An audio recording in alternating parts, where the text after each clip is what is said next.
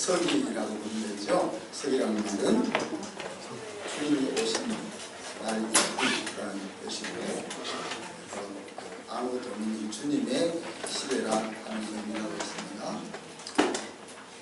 부활하신 주님이 주인 되어서 우리와 함께 살고 있는 시대다, 그런 말이죠. 예수님께서 죽음을 이기고 살아나서 제자들을 찾아갔지만은 그들의 마음속에는 자신을 사랑하셔서 죽은 선생님만 있었습니다. 우리가 예배드리는 이 일요일을 우리가 주일이라고 부르는데, 바로 그 주일이라는 말이 주님의 날이라는 의미죠.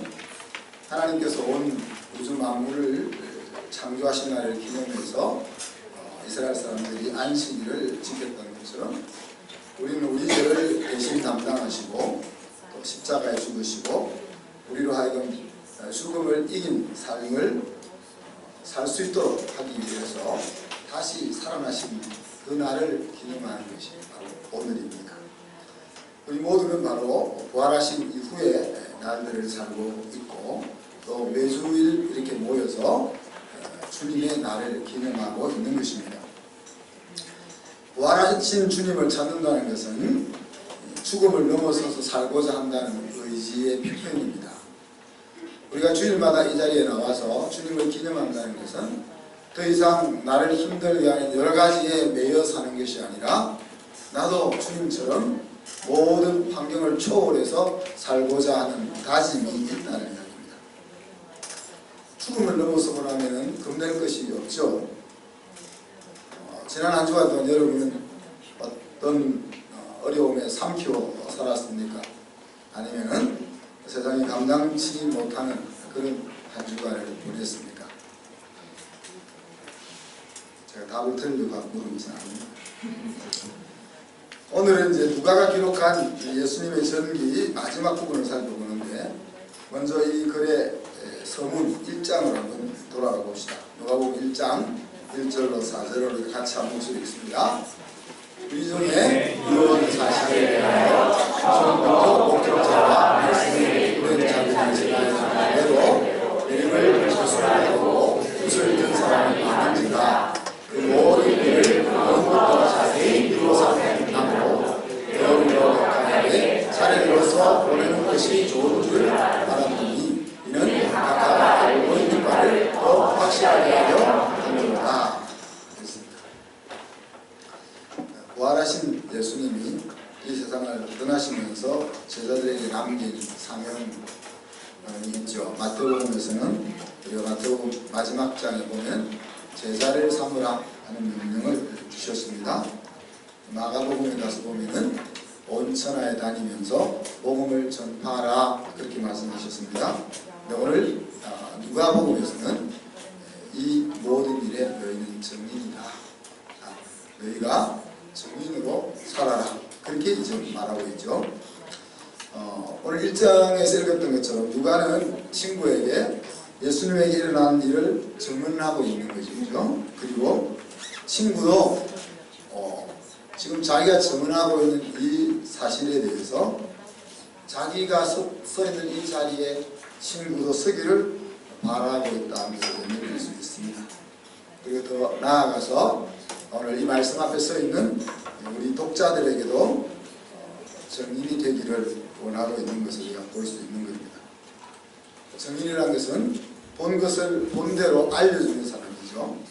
자신의 판단이 아니라 자기가 본 것을 말하는 사람입니다.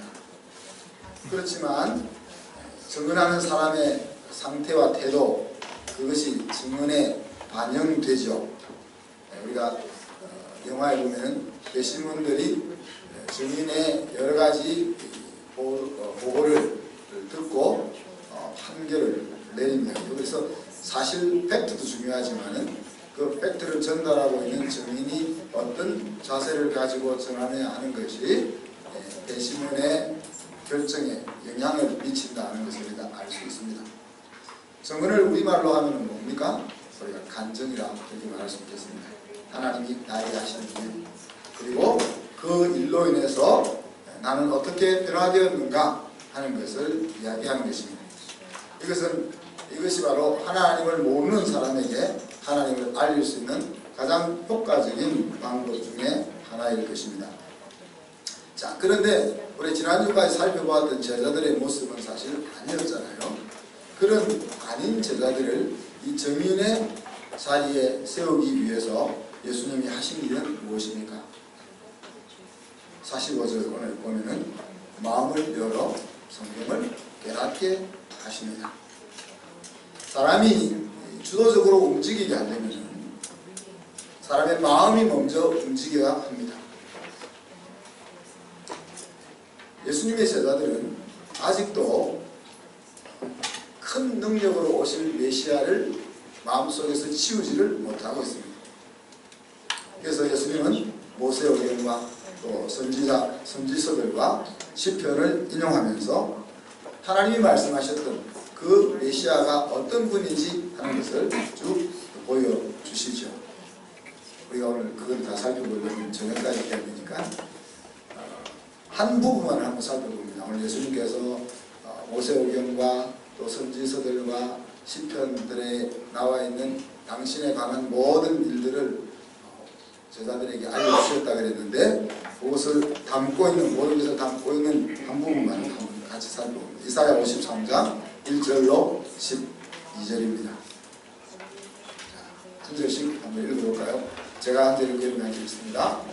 우리가 전한 것을 누가 믿었느냐? 여호와의 팔이 누구에게 나타났느냐?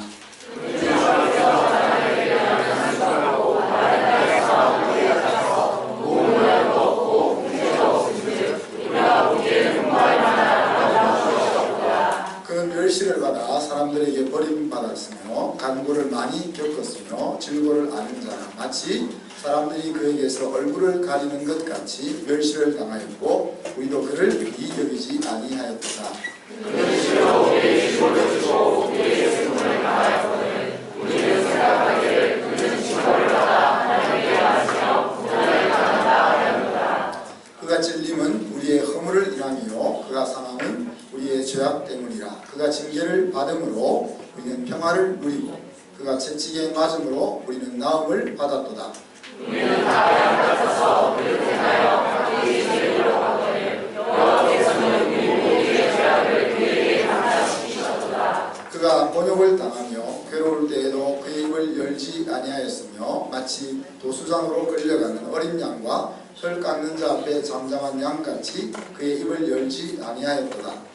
그는 누구가 신문을 당하고 끌려갔으나 그 세대 중에 누가 생각하기를 그가 살아있는 자의 땅에서 끊어지는 나중에 형벌받을 내 세상에 어울리느니라 하였으리요. 그는 강포를 행하지 아니하였고 그의 입에 거짓이 없었으나 그의 무덤이 악인들과 함께 있었으며 그가 죽은 후에 부자와 함께 있었도다. 여호와께서 그에게 사함을 받게 하시기를 원하사 질고를 당하게 하셨은즉 그의 영혼을 속건제물로 드리기에 이르면 그가 시를 보게 되며 그의 날은 길 것이요 또 그의 손으로 여호와께서 기뻐하시는 뜻을 성취하리로다. 그가 자기 영혼에 수고한 것을 보고 만족하게 여길 것이라. 나의 의로운 종이 자기 지식으로 많은 사람을 의롭게 하며 또 그들의 죄악을 친히 담당하리로다. 그러므로 내가 그에 대해 준비한 자와 함께 복수를 받게 하며 강한 자와 함께 탈취한 것을 나누게 하리니 이는 그가 자기 영혼을 버려 사망에 이르게 하며 범죄자 중 하나로 해하림을 받았습니다. 그러나 그가 많은 사람의 죄를 감당하며 범죄자를 위하여 기도하였느니라. 이렇게 이제 성경 전체를 훑으면서 고난과 예수님의 죽음과 부활 이 그리스도를 하고 말씀하신 다음에 다시 한번 요약 정리를 하신 걸 보면 고난과 죽음과 부활의 그리스도를 언급하신 다음에 죄의 사함을 얻게 하는 회개가 예루살렘으로부터 시작해서 모든 족속에게 전파될 것이다. 그렇게 말씀하셨습니다. 생명 얻는 회개가 오순절 성령 강림과 또 제자들의 증언으로 인해서 시작된다. 사도행전 2장 36절로 39절에 가보면 바로 성령이 강림하시고 베드로가 설교할 때 그와 같은 일이 출발되는 모습들을 우리가 읽어볼 수가 있는 겁니다. 성령의 충만함을 받은 사도들이 하나님의 말씀을 증언할 때 그 말씀을 듣는 이스라엘 백성들이 어찌할꼬 그렇게 물었죠. 그리고는 그들이 하나님을 거역했던 잘못을 회개하고 세례를 받아서 하나님의 가족이 되고 땅끝까지 그와 같은 일들이 시작되게 되었다는 내용이 소개되고 있는 거죠. 예수님께서 제자들에게 경험하게 하신 것들은 무엇이었습니까? 예수님의 십자가, 그리고 죽음을 이기신 부활, 그리고 새 사람이 되게 하는 그 회개, 이것을 경험시키고 있습니다. 이렇게 한 다음에 하신 말씀이 너희는 이 모든 일의 증인이다, 그렇게 얘기하시죠. 예수님의 고난을 한마디로 이야기하면 십자가라고 말할 수 있죠. 이 십자가가 내 심령 속에 느껴져야만 모든 일이 출발이 될 수가 있습니다. 저 십자가는 내가 져야 하는 것이었구나 하는 마음이 가슴으로부터 떠오르지 않으면 구원도 없고 은혜도 없고 영생도 없는 것입니다. 스펄전 목사님이 오랫동안 기도하고 있었어요. 보통 또 기도 많이 하시겠지만 특별히 기도를 많이 하고 있으니까 와이프가 물었습니다. 왜 오늘 이렇게 기도를 오래 하십니까? 그때 스펄전 목사님이 하신 말씀이 오늘은 십자가를 생각해도 내 마음에 눈물이 나지 않아, 그렇게 이야기를 했다고. 십자가는 우리의 마음속에 감동을 주게 하는, 끊임없이 감동을 주게 하는 마른 샘물과 같은 것인데, 십자가를 묵상해도 내 마음속에 감격이 없고 여전히 내 육신이 살아있다면 스펄전 목사님 같이 그럴 수밖에 없는 거죠. 그래서 주님은 제자들의 눈을 열어서 십자가를 보여주시는 겁니다. 큰 능력과 힘을 가지고 나타나는 그리스도가 아니라 너희들의 죄를 대신 지고 십자가로 지고 가는 그 예수님을 보여주고 있는 것입니다. 그래서 십자가는 말 그대로 마음의 고향과 같은 곳이라고 우리가 말할 수 있는 것입니다. 그리고 예수님은 또한 그러나 예수님이 십자가의 죽음에 머물러 있지 않고 부활하셨다는 사실을 다시 한번 제자들에게 강조하죠. 부활은 모든 믿는 자들에게 산 소망을 주는 것이라고 했습니다. 예수님이 부활했다는 것은 나도 부활한다는 이야기고, 모든 사람이 굴복할 수밖에 없는 죽음을 넘어설 수 있다는 이야기입니다. 인간의 가능성과 기대가 사라진 그 시점에 예수님은 희망의 싹을 틔우고 있었던 것을 우리가 기억해야 합니다. 주님이 살아나셨고 나도 살아날 것이다. 그리고 주님이 하셨다면 그보다 더한 일도 할 수 있다 하는 이런 마음의 생각들이 예수 그리스도의 부활로부터 우리에게 주어지는 것입니다. 주님의 시신이 돌무덤 안에 있는데 제자들이 모여서 야, 예수님 부활하셨네 라고 말하면 어떤 일이 일어났겠습니까? 정신병자로 치료를 받든지 돌에 맞아 죽었을 것입니다. 그렇지만 제자들이 돌에 맞아 예수님 부활했다고 외친다고 해서 돌에 맞아 죽지 않았습니다. 기독교는 바로 예수님의 이 부활의 역사적 사건 위에 세워졌다. 오늘날 이 교회가 예배를 드리고 있다는 것 자체가 예수님이 부활했다는 것을 계속 계승해 오고 있는 것입니다. 예수님께서는 죽음과 직면했고 죽음과 싸우고 그리고 죽음을 정복했습니다. 그래서 예수님의 승리를 받아들이는 것이 부활의 신앙입니다. 이 부활의 신앙은 우리로 하여금 불가능을 뛰어넘어 가능케 하는 능력이 되는 거죠. 아브라함이 이삭을 하나님 앞에 드릴 때 아브라함이 예수님의 부활에 대해서 제대로 알았겠어요? 그렇지만 성경은 그가 이삭을 죽은 자 가운데서 다시 돌려받았다 하는 것으로 표현하면서 아브라함에게 부활신앙이 있었음을 우리에게 증언해 주고 있습니다. 어떻게 보면은 자기의 목숨을 달라는 것은 쉽게 줄 수 있겠지만 자기 아들을 번제로 드리라는 것은 아무리 하나님의 요구라도 들을 수가 없을 것입니다. 저도 그럴까요? 우리 아들을 바쳐라 그러면 저는 못 바칠 것 같아요. 너가 죽어 이러면 기쁘게 죽을 수 있을 것 같은데 내 중에 누구를 죽이겠어요? 죽이면 죽인다고 그러고 안 죽은 놈들은 나는 사랑 안 해서 안 죽이냐 그러고. 자, 제자들은 바로 그 부활을 목격했기 때문에 배수의 진을 친 인생을 살 수 있었던 겁니다. 지난주에도 이야기했지만 11명의 제자 모두가 순교했죠. 그죠? 사도 요한을 제외하고 모두 순교했습니다. 예수님 잘 믿은 제자들이 순교했다는 것은 여러분 우리에게 무엇을 시사해 줍니까? 예수님을 잘 믿어서 형통하고 복된 삶을 살기를 바랍니다 라고 제가 여러분들에게 말씀할 수 있죠. 그렇지만 예수님 잘 믿고 순교의 자리에 이르기를 바랍니다 라고도 말할 수 있겠죠. 대답을 안 하시네요. 어느 것을 받아들여야 되고 어느 것을 가르쳐야 될 것이냐 고민입니다. 그렇지만 바울은 디모데에게 아무에게는 아니고 그 수많은 제자들에게 모두가 아니고 디모데에게 그렇게 이야기합니다. 나와 함께 나와 같이 복음과 함께 고난을 받으라. 그렇게 권면하죠. 너 하나님을 믿고 복되고 풍성한 삶을 살아 그렇게 하지 않고 너 나와 같이 하나님을 믿어서 고난을 같이 받을래?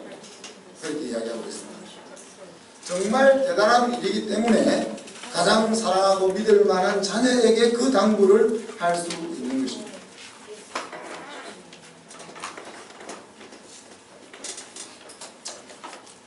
하나님을 섬김으로 형통하고 승리하는 복을 받는 것은 당연한 일이고 엄연한 사실입니다. 그러나 하나님을 잘 섬김으로 죽게 된다면 더욱 영광스러운 일이 아니겠느냐 하는 이야기입니다. 하나님이 내게 베푸신 은혜를 경험하는 만큼 우리가 소중하게 생각하는 것을 하나님을 향해 사용하고자 하는 마음을 가질 수 있습니다. 사도 바울은 고난과 함께 영광을 얻는 것이 그리스도인의 삶이라 그렇게 말했습니다. 고난을 받을 수 있는 자리에 설 기회가 있어야 하나님을 향한 나의 사랑과 믿음이 진실하다 하는 것을 확인할 수 있는 거죠. 고난을 받을 자리가 기회가 없다면 내가 정말 하나님을 중심으로 사랑하는지 하나님을 중심으로 믿는지를 나도 확인할 수 없는 거죠. 그러나 내 인생이 무너질 수 있는 내 마음이 힘든 그 자리에서도 내가 하나님을 향한 믿음을 고백할 수 있고 또 하나님을 향한 사랑을 외칠 수 있을 때 야 내가 정말 하나님의 생명을 가지고 있는 하나님의 아들 딸이구나 하는 것을 확인할 수가 있는 것입니다. 그러나 더 나아가서 받을 영광에 대한 생각이 없이 그리스도를 위해서 고난을 받는 자리까지 나아갈 수 있는 사람은 얼마나 놀라운 은혜 가운데 살고 있기에 그럴 수 있는가 하는 생각합니다. 그리고 마지막으로 누가는 예수님을 통해서 죄 사함을 얻게 하는 회개 이것을 제자들이 경험하게 하죠. 예수가 십자가에 고난을 당하고 영광스러운 부활을 한 이것이 출발이 되어서 죄의 사함을 얻게 하는 회개가 만들어졌습니다. 세례 요한이 광야에서 회개를 외쳤습니다. 그러나 세례 요한의 회개의 외침은 사람들로 하여금 생명의 길로 생명을 얻게 하지는 못했습니다. 예수님을 통해서 생명을 얻을 수 있는 길로 안내해 줄 뿐이었습니다. 그러나 오늘 예수님의 부활로 인해서 생명 얻게 하는 회개가 예루살렘으로부터 시작해서 온 땅끝까지 전파될 것이 예고되고 있는 것입니다. 너희는 이 모든 것의 증인이라 하는 그 말을 마음으로 받아서 순종하는 제자들을 통해서 그리고 그 제자들에게 성령을 통해서 힘을 주시는 예수님에 의해서 이 일들이 진행되어 오는 것입니다. 가장 중요한 순간 배신을 때린 제자들을 예수님은 어떻게 증인이 되게 하셨습니까? 그 답은 성령 하나님이었습니다. 49절 49절에 보면 뭐라고 되어 있죠? 볼지어다 내가 내 아버지께서 약속하신 것을 너희에게 보내리니 너희는 위로부터 능력으로 입혀질 때까지 이 성에 머물라 그랬습니다. 요엘서 2장에 보면은 마지막 날에 하나님께서 성령을 모든 사람에게 물부터 부어줄 것을 약속하고 있고 예수님이 부활하신 이후에 50일이 지난 오순절날 이 약속은 제자들에게 임했던 것입니다. 왜 위로부터 능력을 입어야 이들이 제자가 될 수 있느냐, 증인이 될 수 있느냐? 영어 성경에 보면은 위트니스라는 말과 마르투스, 목격자라는 말과 순교자라는 말의 원이 같습니다. 내가 본 것을 증언하기 위해서는 목숨을 걸어야 한다는 의미가 담겨있죠. 우리가 평상시 살아가면서 경험했던 것을 이야기하는 데는 그렇지 않아도 될 것입니다. 그러나 중요한 일을, 사람이 살고 죽는 일을 증언해야 할 때는 목숨을 내어놓아야 한다는 이야기입니다. 그렇기 때문에 증인된다는 것이 쉽지 않습니다. 내가 받은 은혜, 하나님이 나에게 행하신 일, 옆 사람에게 이야기하는 것이 무엇이 그래 어렵습니까? 그렇지만 우리가 하지 못하는 거죠.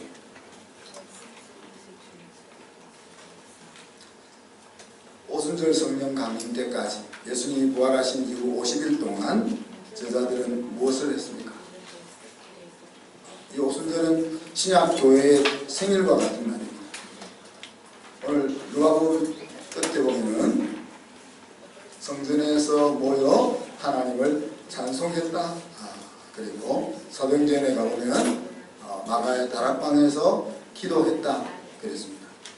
그러니까 그들은 50일 동안 예수님이 기다리라 그랬으니까 기다리는 동안 하나님을 찬송하고 하나님 앞에 기도하는 일에 집중했던 것을 보게 됩니다. 우리 자신의 힘이 아무리 강해도 우리의 힘을 의지하면 증인의 자리에 설 수가 없습니다.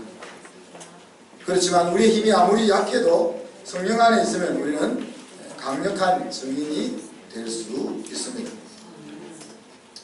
예수님의 제자들은 1차 증인, 1차 목격자들이었습니다. 그래서 그들은 다 이 증인의 삶을 살다가 순교하였습니다. 하나님의 말씀을 깨닫고 기도를 통해 성령의 능력을 받고 죽기까지 순종함으로 자기에게 주어진 증인의 증언을 제대로 했습니다. 오늘 이 누가복음을 기록하고 있는 누가는 1차 목격자는 아닙니다. 누가는 2차 목격자라고 할 수 있겠죠. 그래서 오늘 1장 1절로 4절에 보니까 많은 사람이 예수의 하신 일에 대해서 기록해 놓았는데 그 많은 기록들을 내가 자세히 주위에서 살펴보았다. 그렇게 이야기했습니다. 그래서 예수님과 동고동락하지 않았던 누가는 어떻게 예수님의 제자가 되었느냐? 1차 목격자들의 증언, 그 증언을 토대로 기록된 예수님의 전기, 그 사람들의 믿음의 선배들의 감정을 그냥 듣고 흘려보낸 것이 아니라 정말 그런 일이 일어날 수 있는 것인지 또 그와 같은 일이 내 인생에는 어떤 의미가 있는 것인지 하는 것들을 베레아 성도들처럼 자세히 살펴서 확신하는 과정을 거쳐가야 해요.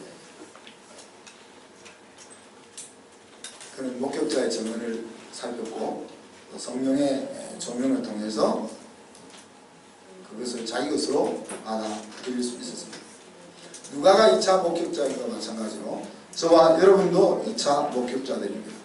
우리가 직접 예수님을 본 적이 없고 또 예수님과 동고동락한 적도 없고 예수님의 죽음과 부활의 현장에 서지도 않았습니다.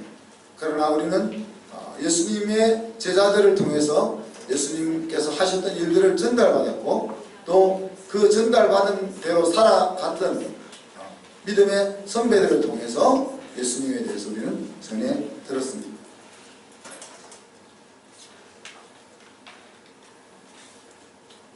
우리가 정언해야 될 내용은 예수의 십자가, 그리고 예수의 부활, 그리고 그로 인해 나는 어떤 사람이 되었는가 하는 것입니다. 우리가 그 정언대에 바로 서게 될 때 죄 사함을 얻게 하는 회개가 온 세상에 충만하게 될 것이고, 이것이야말로 우리 하나님을 가장 기쁘게 하는 일이 되는 것입니다. 저와 여러분이 주님의 정인으로 바로 서기 위해서 필요한 것이 무엇입니까? 오늘 누가처럼 자세히 미루어 살펴보아야 할 것입니다. 우리가 이 작업을 앞으로 한 6개월 정도 할 예정입니다. 복음이 정말 복음인지, 예수 그리스도의 죽음과 부활과 예수님이 하신 일이 도대체 나에게 어떤 의미가 있는지, 그리고 하나님이 우리 한성교회에 주신 가치와 슬로건들이 과연 어떤 의미를 가지고 있는지, 이런 것들을 자세히 미루어 살피는 작업들을 6개월 정도 할 겁니다. 그리고 앞으로 우리 교회에 등록을 해서 함께 신앙생활을 하기를 원하는 사람이 있다면 우리가 6개월 동안 하는 이 과정을 동일하게 겪게 하고자 합니다. 그래서 누가처럼 자세히 미루어 살펴 우리의 마음속에 하나님을 확인하고, 그리고 우리의 삶이 하나님 앞에 온전히 출발되어 줄 수 있는 그런 교회로 세워나가기를 원합니다. 그리고 예수님의 부탁에 우리의 마음이 움직여져 자세히 살폈는데, 예수님의 부탁은 부탁이고 나는 그런 생각이 없어 그러려면 안 되는 거죠. 그리고는 마지막에 해야 될 것은 정언대에 서는 겁니다. 성령의 능력을 힘입어서 정언대에 서는 것입니다. 정인을 할 때 비로소 가치가 있습니다. 정언대에 설 때 나로부터 보호를 받습니다. 그리고 정언을 통해서 많은 것이 밝혀질 때 보람을 느낄 수 있습니다. 정인이 이 사명을 감당치 않으면 편할 수 있을지는 모릅니다. 그러나 마음의 불편함은 여전할 것입니다. 우리가 예수의 증인으로 하나님 앞에 또 사람 앞에 서지 않고 숨은 제자로, 비밀 제자로 삶으로서 세상에서 불편함이 없이 살 수도 있을 것입니다. 그러나 정인으로 사는 것은 그렇게 사는 것보다 훨씬 더 신나고 보람 있는 인생을 우리에게 맛보게 해줄 것입니다. 사랑하는 성도 여러분, 누가는 정인이 되기 위해서 사랑하는 친구에게 누가복음을 썼습니다. 그리고 한 번 더 사도행전을 기록했던 것을 기억하시기를 바랍니다. 여러분, 우리 모두도 누구에게 내가 이 증언을 할 것인가 그런 것들을 마음속에 새기고, 누가처럼 이렇게 우리가 성경을 두 편이나 기록할 수는 없지만은 하나님이 나에게 어떤 의미이고 하나님을 통해서 내 인생이 어떻게 달라졌는지 하는 것들을 증언할 수 있는 저와 여러분이 되기를 주님의 이름으로 축복합니다.